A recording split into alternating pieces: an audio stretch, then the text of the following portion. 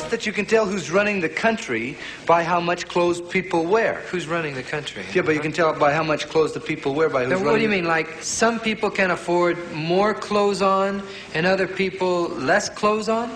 That's right, exactly. See, some people, the ordinary people, are the less-ons. See? Uh-huh. They're the less-ons. Well, who's running the country? The moron. The Smothers Brothers, everybody! The Smothers Brothers!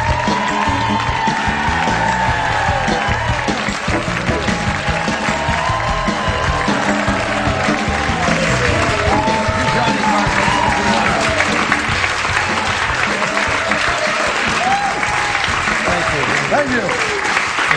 Well, thank you very much. That's such a warm welcome. Great setup. And I love watching the tape. I hope it was interesting to you. Not only have we aged 40 years just like that, it's amazing if this happens when you don't eat your vegetables. But when I look back there, there's so many changes. You know, this is where we did our show, not in this particular studio, but right here at Television City.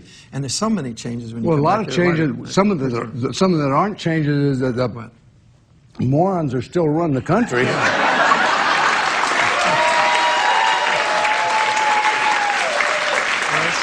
Well, it's funny, that punchline will work indefinitely, unfortunately.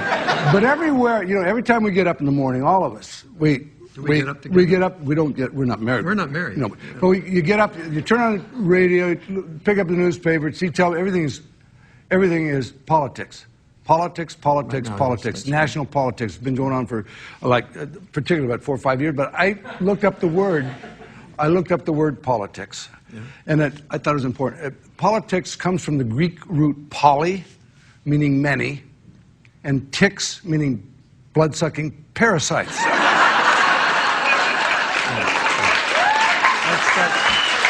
No, it looks... Why are you laughing? That's not funny, but it's food for thought. But let's get off the politics. Yeah. Craig is, I understand, is a new pilot, and you're a new pilot. Which is you fly? That's so great because Dickie and I were up just in Santa Barbara last night. We flew in this morning from Santa Barbara. Instead of driving, I said, "Well, I'll fly." So I've been flying I'm pilot 38 years. I'm instrument rated. That's not true. A lot of it's true, Dick. Let me finish this thought. So I rented a Cessna, a little Cessna 172. We flew in from San Luis Obispo, Santa Barbara, around to fly. What a beautiful morning this day. And Dickie said, fly over. We went to a high school in the valley, and we flew over the valley. You flew to a high school? You said fly over Verdugo Hills. That's not true. A lot of it's true. Let me just... The point is that when you're in commercial airlines, you're at 20, 30,000 feet. What are you talking about? Let me finish the thought. And you see so much, but in a small plane, like when we were flying, just a little Cessna flying into Van Nuys Airport, and it was beautiful, and if you have a chance to get in a small plane and see What is your point? I said, you enjoyed the flight over there. I did. No, it's not true. Yes, you did. You got airsick. I did not get airsick. Yes, you did. No, I don't know what you're talking about. What are you talking about? I said I flew you over here. You didn't. You're not a pilot. It's important. You can't fly an airplane unless you train first and become a qualified pilot. I'm instrument. No, you're not. Start with the first thing you're not. You're not a pilot. You are not a pilot.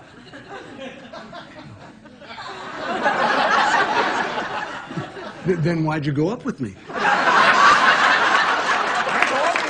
I didn't go up with you. Wait a minute. My brother, you're not a pilot. Leave it alone. What do you mean? What are you talking about? Tom, you're just telling everybody. Why is it so important these people believe you're a pilot? It's not important. Then why did you go to all that effort to make it up? Didn't take any effort. That's a figure of speech. First of all, I'll grant you this. You've flown. But as a passenger for over 50 years, and I'll give you this, you're a frequent flyer, but a lot of us are frequent flyers out there, right? Every time you sign up, you're a frequent flyer. And no matter, get this, listen to this, it's very important. No matter how many miles you accumulate, they do not upgrade you to pilot.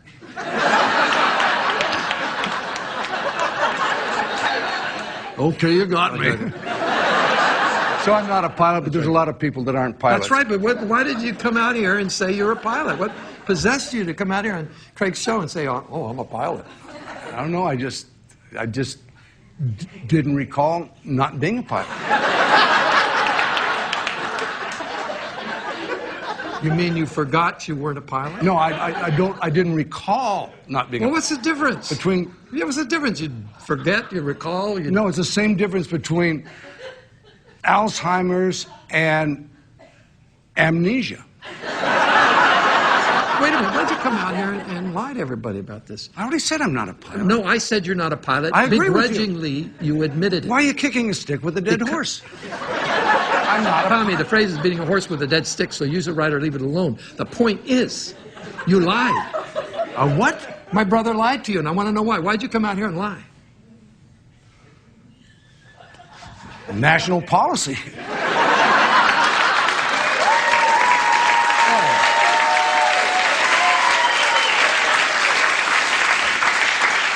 Anyway, this is the first time we've done Greg's show. We are very happy to be here. We are the Smothers Brothers. I know a lot of people when we walked out here that recognized right away, of course, we're not the original Smothers Brothers.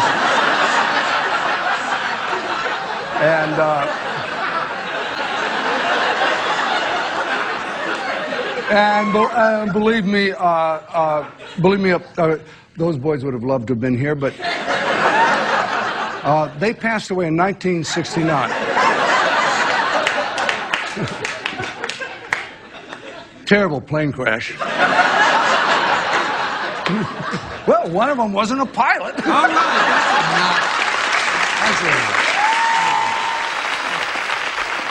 Okay, well, let's get moving now. We're having a good time here on the Midnight Special. You know, I travel. See, I'm a rambling guy. I travel around a lot. There's one thing about traveling that drives me crazy. I always have to rent cars. You know, I wish they rented 55 Plymouths because all the new cars have seatbelt buzzers. You know, and you get into a buzz, and you get out, and it goes buzz, and everything you do is buzz. If you want to drive 2 inches, you know, it goes buzz, you know. What they're going to do is they're going to develop it to the point. Like, let's say you leave your keys in the car, and you get about 10 feet away, and the car goes, "Hey! Come over here a second." What? Your keys, you moron!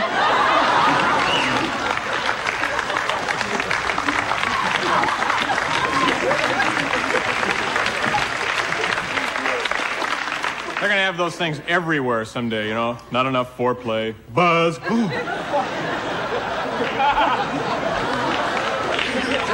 There's another thing that drives me crazy. In airports and a lot of modern buildings, they have all these electric hand dryers.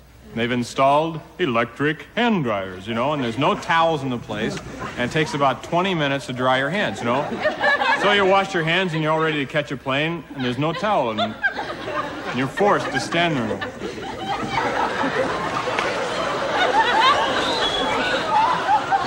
I'll be out. I'm drying my hands. The electric hand dryer. This prevents chapping. Prevents the spread of disease caused by ordinary paper towels. And those things are really hard to blow your nose on. You know?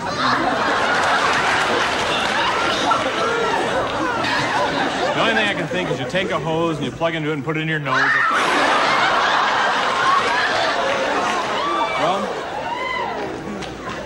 Well, we're moving now, huh? Okay, pick this up. Well, here's something you don't often see.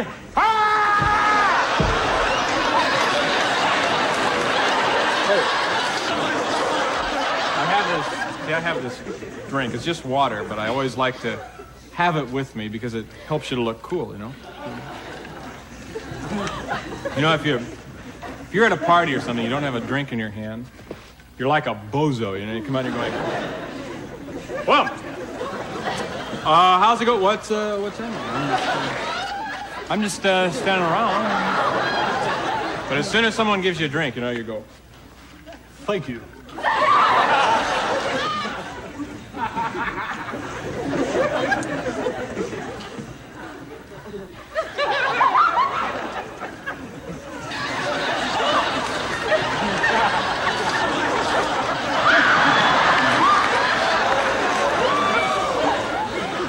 This is the way I meet girls, by looking cool. The important thing is to have a great opening line. You've got to have the drink, and you go up to the girl and you give her...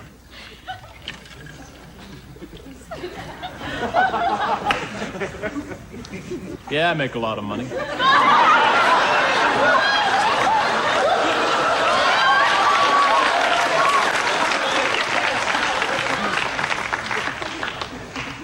Stock market. Now, I don't know if you know anything about the stock market or not, but if you do, you'll appreciate this. I bought cardboard when it was 14 cents a ton. And it's up to 16 cents now. So. And I bought 3 tons of it, so let's see.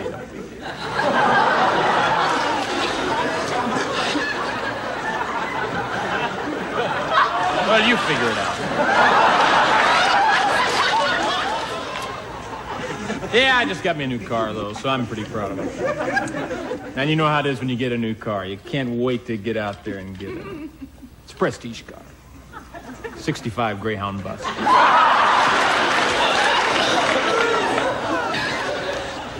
Well, I put a lot of money into it, you know.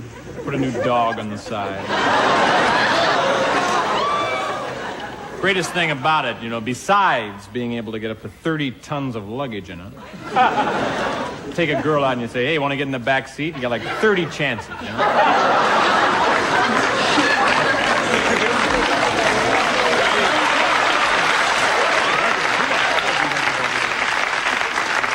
See, I don't do a Vegas act, you know. This is that slow pace. See, in Vegas, you know, it costs like $15 to get in, you know. But in the places I work, it's like $3, you know, and people are going, gee, I got $3, think I'll throw it away. Oh, I can come in here for $3? Oh, okay. But in Vegas, you know, it's like $15, but the acts are really good. It's worth it, you know, because you don't have to know anything to enjoy it. You can just go in and sit down, you know, and they keep it moving so fast that you just enjoy, you know. The opening act's always a singer, you know, and they go, and now, ladies and gentlemen, let's bring out Johnny Duke. Hey, good evening. Sands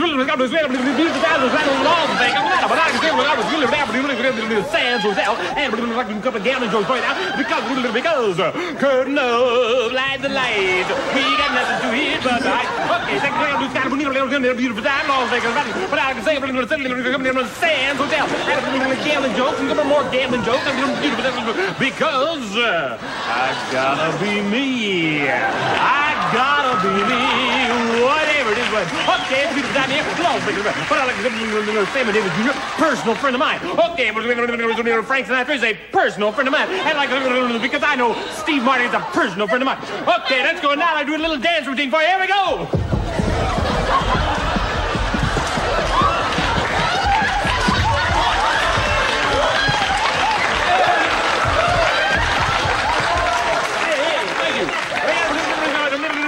Because the hills are alive with the sound of music. Hey, thank you.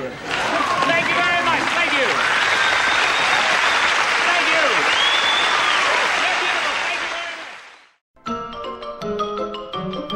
Thank you. That's all, folks.